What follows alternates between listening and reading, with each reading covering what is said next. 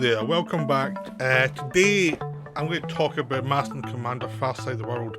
I'll start off with a little housekeeping things, housekeeping, whatever. Basically this is the last week of my regular videos till after New Year.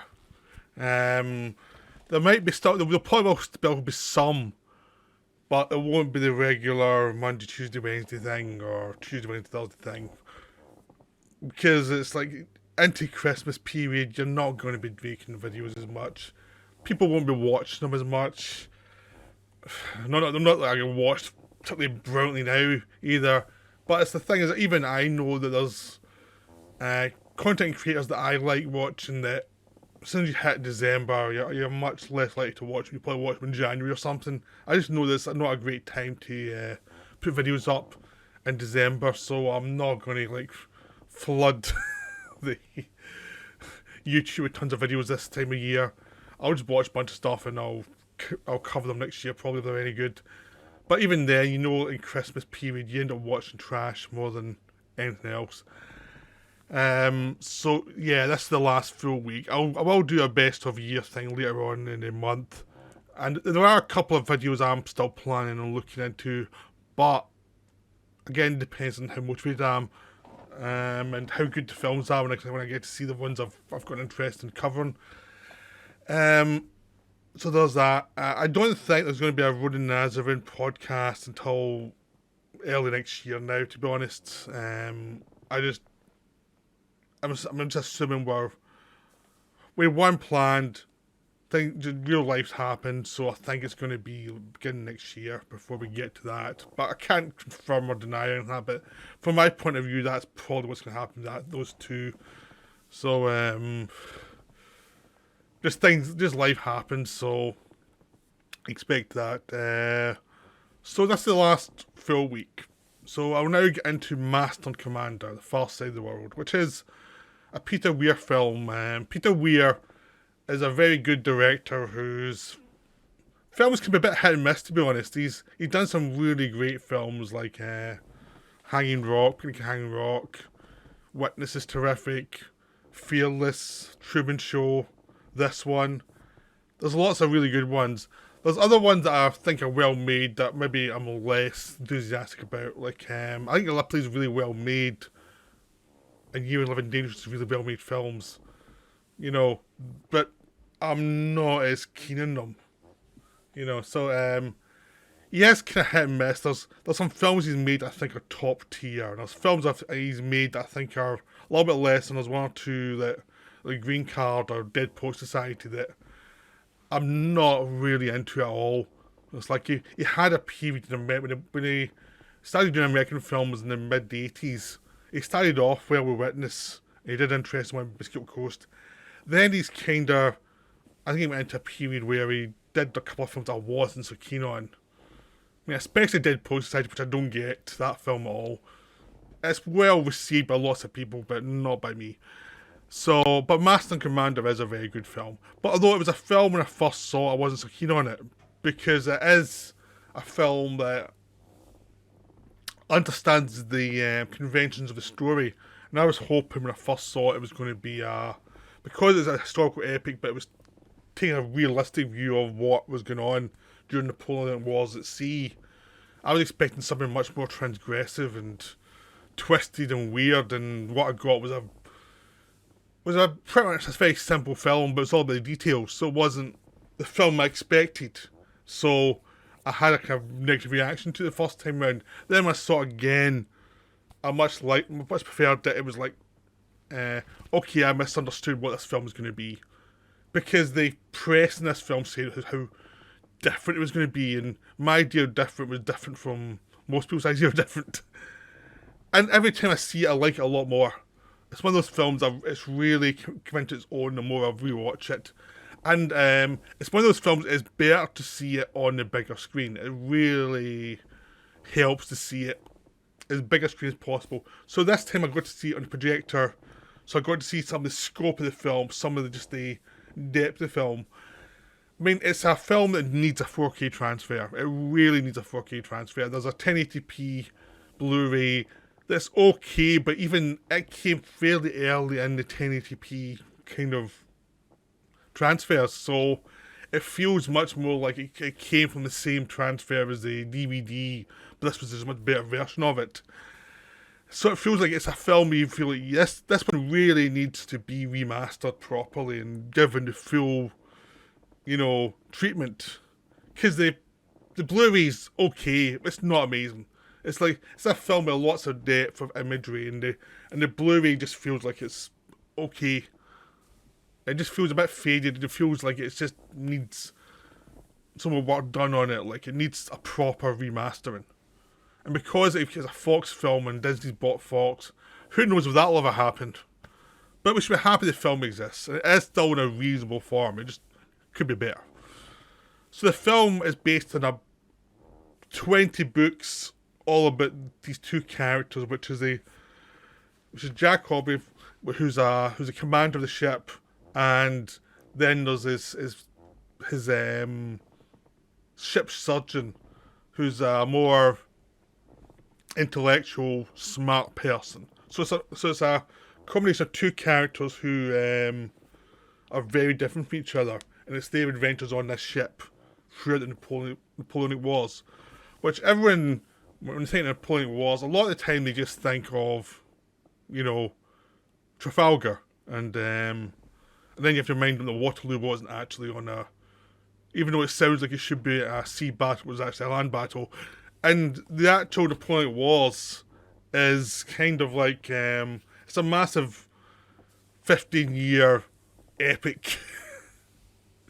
But it spreads out. There's times when there was peace, times when there was war. There was always like a certain problem because Napoleon was involved in it and he was a lunatic. But a very smart lunatic. So it took place for a while all over the oceans because you understand that America had been the fighting spot between the French and the British for a very long time before the Revolution, and they were both thrown out, basically. So, but they still kept on fighting and fighting and fighting, and France had its revolution, and it went to different places. But there was always a French-British rivalry, a hatred of each other. It was always going to keep going. So the point was, for Britain and France, took place in the sea mainly because Britain's a very seafaring nation at the time. Most of its trade came from the sea because it's an island, and it relied on the sea. So much of its expertise came to seafaring, because that's what it needed to be good at, and it got good at it. And France had money and they could buy good boats, but they had executed a lot of their ship captains during the Revolution because they were loyal to the old royalty. So they had a disadvantage in experience, but they had a lot of money, and they were going to build boats and buy boats, and so there was going to be lots of rivalry on the seas. So you had a fleet that was less advanced, was the British fleet, but more experienced, and the French fleet was less experienced but more advanced. So that was the Napoleonic Wars for a time, and then Battle of Trafalgar, the French fleet got trashed by the Brits, and they were never quite the same again. They were still there, but they weren't quite as... They'd got a kicking, and they realised they couldn't really rule the sea. But this takes place before the Battle of Trafalgar. This is in the lead up to the Battle of Trafalgar. And this is when the French boats were trying to prove their stuff all over the world. And the plot here is that the ship that the Russell Crowe character is commanding, him and his friend, played by Paul Bettany, are on ship trying to hunt down this French ship that's actually trying to bring the war to everyone, to try and bring everyone to the war, and try and cause as much trouble as possible to get people motivated to get dragged into this war. So he has orders: sink this boat. Trouble is, the boat's bigger and more advanced and more modern than his boat. So his way of doing it is he has to be as sly as possible, and that's basically the plot. The plot basically is, I need to take down this boat, and how do I do it? And that's it, basically. You know, it is the most basic genre concept you can possibly think of.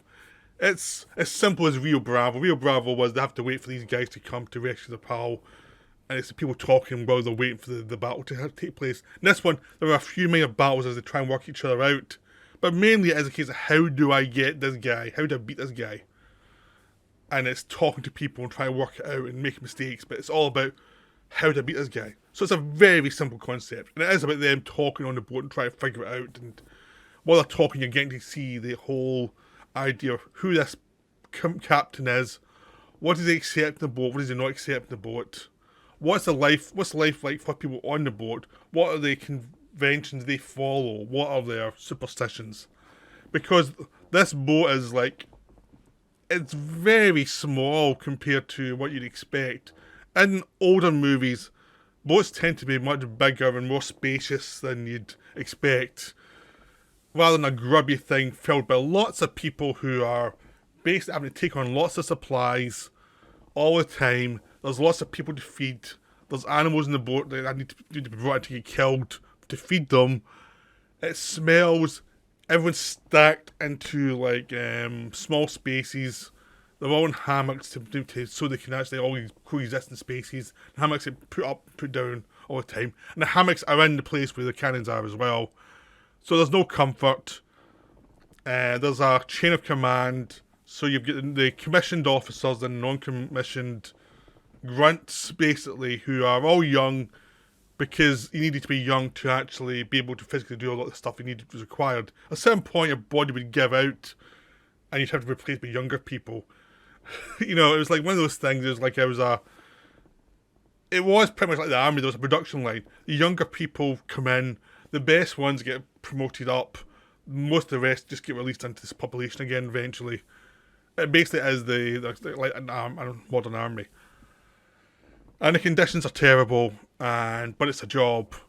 So the film really is about that, the experience of living there. So that's why I thought when it said it's going to be new and different and progressive, I thought it was going to be beyond that level of stuff that I already knew about. I thought it was going to be like much more political and thing that it really wasn't. It was about the psychology of these people. They're in a war, and a war means you hate your enemy. Even if your conditions are terrible, your enemy's your enemy. You have to hate them, and you have your own conventions. So there's a guy who they think is unlucky. They think he's cursed because every time something goes wrong, he's close to it.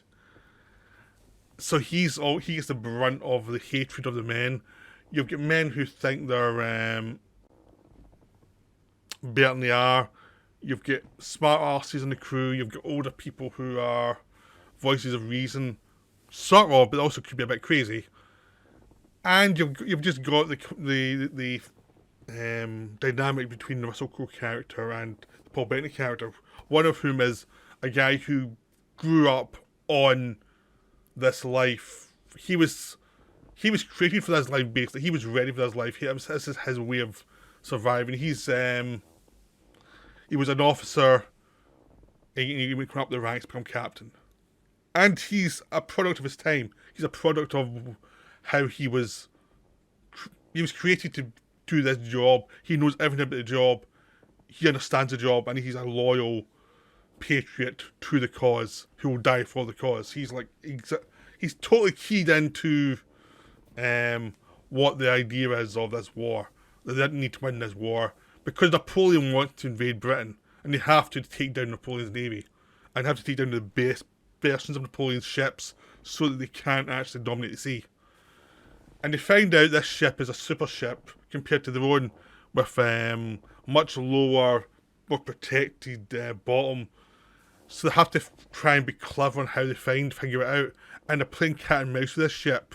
And the ship always catches them a few times early on. And even during the film, they realise the captain of this whole ship is really sly. So it's like, how do you be sly on the captain of the ship? And it's like, how far is the captain of the Russell Crowe character going to go? And how his friend, Paul Bettany, is the hand on his shoulder, holding him back and bringing common sense into the story. into his situation so he can see another point of view. Even if he doesn't want to see it sometimes, because most of his other people in there will toe the line and will say what the conventional ways of thinking are. Well, his doctor friend will actually tell him what he doesn't want to hear, which is what he needs. So it's about that dynamic of him and his friend. Now, there's stuff in this film there's elements of the stories that aren't in this film, basically. Like, the surgeon character is actually a spy in the books. But in this film, they don't get to that. I think mainly because it's not relevant to this plot. There's nothing to do with spies in this plot. You don't need to bring it up. So they don't bring it up. But that's a big thing. The fans of the book were kind of annoyed that this wasn't brought up. That the most complicated character in the book was the surgeon. And it's not the case in the film. But I think mainly because they were paring it down to have it be about this adventure story. And it was like, if there's a sequel, we can get to that. But we'll just try to establish the characters and who they basically are. And how Paul Bettany character is a lover of nature who's really interested in discovering things around the world that haven't been found before. There's a character who he starts to mentor. That starts to mentor is this young lord, or he's from a rich family, and during that time, to be a patriot, the sons of the rich actually went in the boats as well as the poor. And this kid loses an arm early on, so he's still on the ship. So he's basically survived something horrible, and it's how they educate him into other things. How he learns other things and becomes very kind of important to the ship, and basically how they take what is a problem and actually like, okay, what can you still do? Okay, well, you do that then. And it's like this very practical thing, even though they actually are looking out for the kid. They're looking out for all the kids because there's quite a few in this thing. There's a lot of young people on the boats. It's quite shocking, really, for people who don't know about that. I'm sure there's a lot of viewers were like, wow, they're all young, really young. I kind of knew about that before, but I think for a lot of people, it was probably quite shocking that there are kids in the boat. And it's the thing is, they're expected to grow up, and you get a sense that the Russell Crowe character was one of those kids once, and he knows that life. So it's a sense of you're getting a continuum of this way of life through these characters, of what created these characters and where they're going. Because there's characters who are older than Russell Crowe character who are advised him as well, who never became captain, but they do have solid advice. Because the idea as a captain is, the captain has to have drive, he has to really be sly as well. There's certain things you can do that are conventional, that are training, that are helpful, but unless a person's really got the drive to be a captain, they might not give it to them because they need an extra gear around your personality. You need to be able to punish people, you also need to be able to be their friends when they need something, but you also have to be the person in charge. So you have to be kind when it's best to be kind, but you also have to be brutal when you need to be brutal. You have to let them know there's a chain of command. And the film's all about what it takes to be a leader in this situation, and what you need and what you need to be an unconventional leader to actually try and figure things out to be successful. So in no way is it nothing like. I mean, it's pretty much like a typical adventure story with a captain. I mean, this kind of convention is even put into Star Trek, because it's such an old kind of convention, probably based in fact from ship captains. But I was expecting something really weird and political and stuff, and he never got that at all. It's about what it takes to be a captain of this ship, and it's a very good film. Once you actually get to look at what it wants to be and what it's trying to be, it is really well done. It is really brutal, but it's brutal without being, gratuitous. There's lots of things that make you go, ooh, but it's not like they're just the sake of making you wince. It's like, this is what they had to put up with. This is their life. This is the good part of the life. This is the bad part of the life. And here's what they had to deal with, basically. So, Master and Commander is a terrific film. I'd highly recommend it. try and see it in as big a screen as possible. It is one of those films that really, the more you watch it, there's more and more layers to it. Really, they put a lot of work into this film. And actually, the actual basic story itself is very simple, but it actually works as a basic suspense story. But all the layers added to it really help it become very rewatchable. So, go watch it. It's really good. Okay, that's me for now. I hope you enjoyed this.